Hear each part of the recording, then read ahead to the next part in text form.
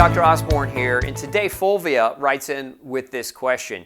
She says, I've read No Grain, No Pain. I've looked at the list of different supplements that you recommend to help to modulate inflammation and to help with a healthy inflammatory response, but there's a lot on that list. Can you tailor that list down to the top 3 so that I can start somewhere? So it's a great question, and so I'll share with you my kind of top 3 strategies to promote a healthy inflammatory response. But first, I want to talk about inflammation.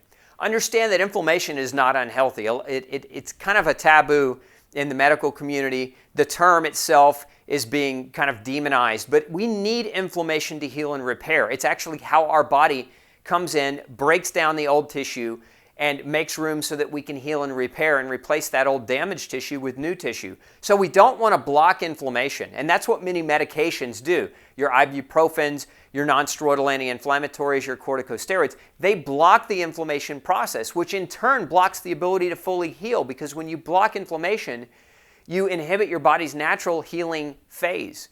So you want to understand, we want to support healthy inflammation responses.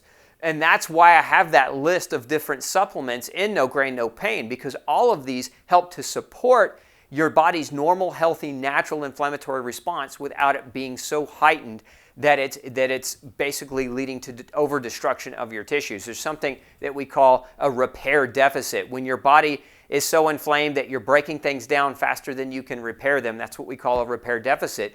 And it's that repair deficit that can lead to chronic inflammation, pain, and all the diseases associated with chronic inflammation. So, without further ado, let's talk about the top 3. The big 3 that I recommend people do immediately, and here's the reasons why. Number 1, all 3 of these are super well tolerated. It's very, very rare to see somebody have a reaction to these particular supplements. So, number 1 on the list, tried and true, vitamin C. In my opinion, nothing works better than vitamin C. It is human duct tape. Literally, vitamin C plays a role in so many different helpful processes biochemically in terms of inflammation, in terms of detoxification, in terms of repair. You need vitamin C to make new cartilage, to heal and repair tendons and ligaments. Vitamin C is there helping your body do that job. So vitamin C is one of the critical supplements to help support a normal and natural inflammatory response.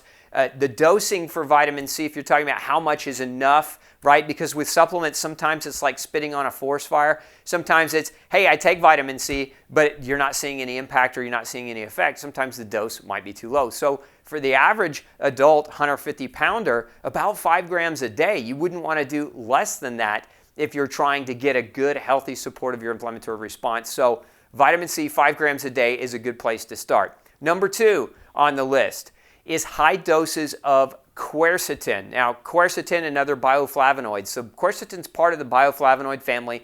These are naturally found in plants.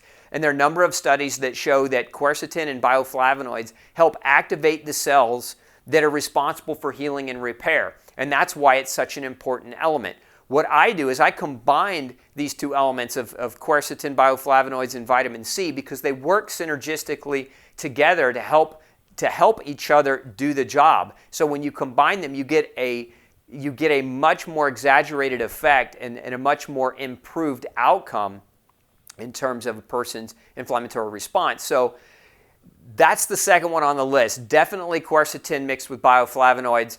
As far as the quantity, you need at least a couple of grams. So 5 grams of C, 2 grams as a baseline start for quercetin and other bioflavonoids is a great place to start. The third on the list, omega-3 fatty acids. Now there's some research studies that show, and I'll put those studies if you want to read more about them, I'll put those below in the show notes.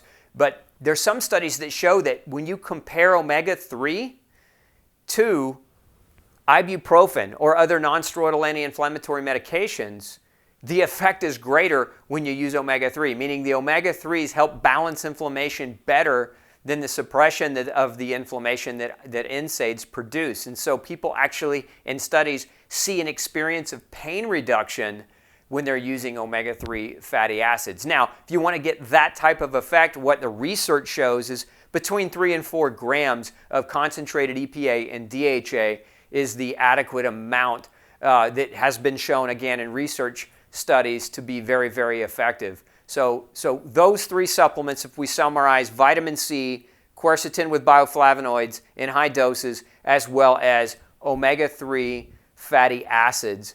Remember, most people are overbalanced with omega-6, and that's one of the reasons omega-3 can work so well, because it helps balance out that ratio of 6 to 3, and that ratio is important for your body's natural inflammatory response.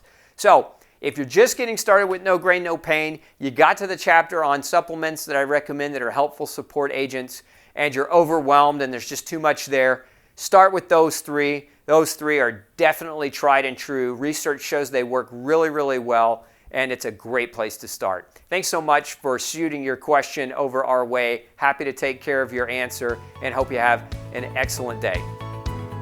Hey, if you've got a functional medicine or health question that you'd like me to answer for you, make sure you send me an email, glutenology@gmail.com, and we'll do our best to create a video answer just for you. Have a great day.